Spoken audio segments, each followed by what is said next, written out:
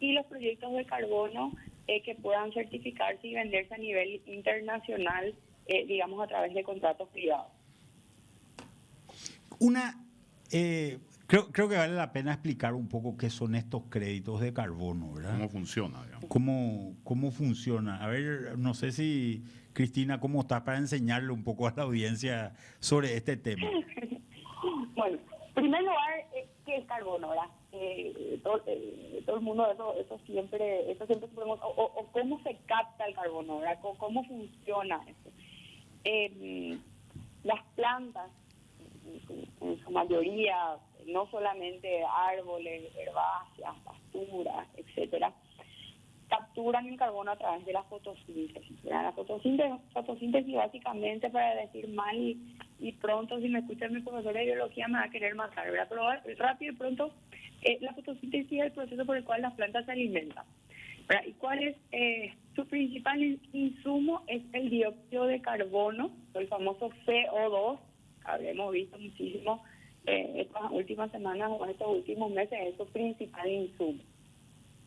A través de varios procesos químicos con la luz solar, el dióxido de carbono se separa y la planta libera oxígeno al exterior, que por eso se dice que normalmente los bosques son los pulmones del mundo, ¿verdad?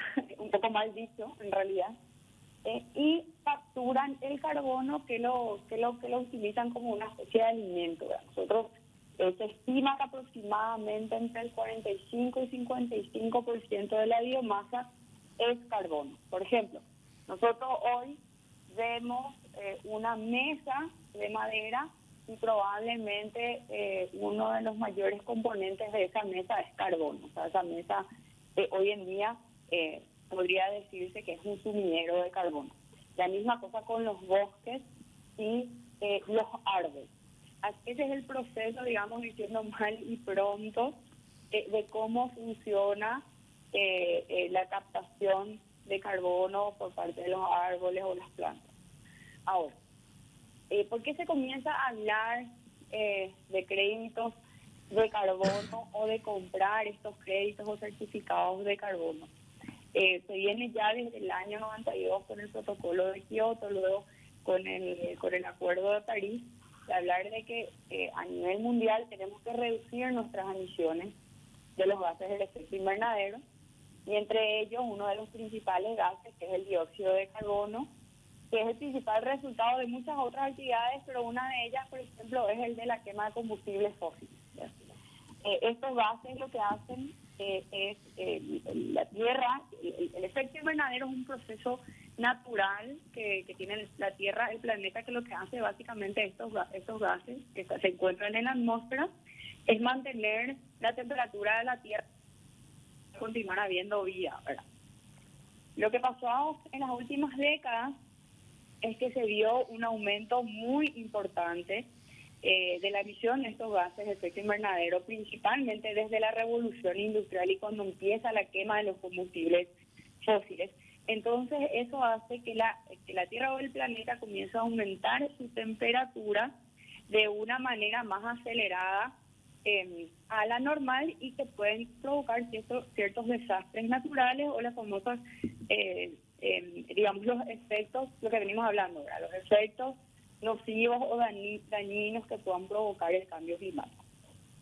El Acuerdo de París básicamente se da entre todos los países miembros que participaron de la cumbre climática de este año de la COP, en donde deciden, algo que se viene hablando hace mucho tiempo, de que se tienen que controlar y reducir las emisiones de estos gases de efecto invernadero para que de alguna manera la Tierra no aumente la temperatura en 1.5 grados, creo que era la meta, ¿verdad?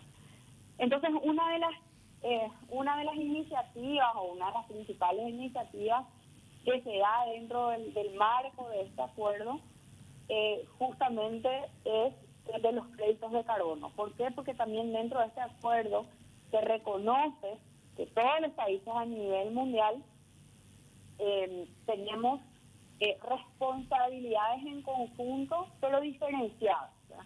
están los países que están en vías de desarrollo, que están o sea, que los países desarrollados, que son los países hoy en día que más emiten gases del efecto invernadero, y después estamos los países en vías de desarrollo, que nuestras emisiones son bajísimas, pero somos los que más sufrimos los efectos del cambio climático, principalmente países como el nuestro que no tenemos litoral. Entonces se da una especie de acuerdo, y mira, mucho de esto todavía hoy se está discutiendo, se viene discutiendo hace muchísimo tiempo y no hay todavía muchas cuestiones definidas. Este año la COP28 se da en Dubái, donde se van a continuar este tipo de discusiones, pero básicamente los créditos de carbono son una herramienta para volver rentable, por ejemplo, la conservación de bosques, las plantaciones forestales o proyectos de eficiencia energética que lo que hagan es reducir las emisiones de gases del efecto invernadero, principalmente de dióxido de carbono, o que capten dióxido de carbono. O sea, es como un servicio ambiental que hoy los árboles, las plantaciones forestales, las pasturas, diferentes ecosistemas que capturan carbono están brindando, y lo que se busca es darle un valor económico a eso. Traté de reducir lo más que pude, Manuel, perdón, la docencia no es lo mío, pero creo que más o menos hay que resumo un poco cómo funciona y de dónde viene todo este proceso. Bueno, esta es la explicación de una ingeniería forestal, ¿verdad? Creo que también hace falta la explicación económica de esto, ¿verdad? Estos países que poluyen lo que hacen es tratan de reducir sus emisiones comprando a gente que tiene excesos de crédito de algún lugar, ¿verdad? Y acá hay fundamentalmente un mercado en el medio que es el que intermedia esto. Entonces, vos lo que haces es certificar un bosque determinado, puede ser un bosque nativo o puede ser un bosque artificial, una reforestación, una aforestación, que quiere decir plantaste un árbol donde donde nunca hubo árboles, y eso captura carbono. Y esa captura de carbono es la que se vende, digamos, alguna ¿Quién te paga por eso? Y los grandes poluyentes del mundo, digamos, ¿verdad? Países industrializados. No, incluso empresas, ¿verdad? En general son empresas que son las que... Hay dos tipos de mercado. Está el mercado obligatorio, que son países desarrollados, como dice Manuel, que emiten más de lo que captan, por decir de alguna manera, y ellos tienen unas contribuciones nacionalmente determinadas, y básicamente están como en una especie de mercado obligatorio en donde ellos están obligados a comprar esos créditos de carbono.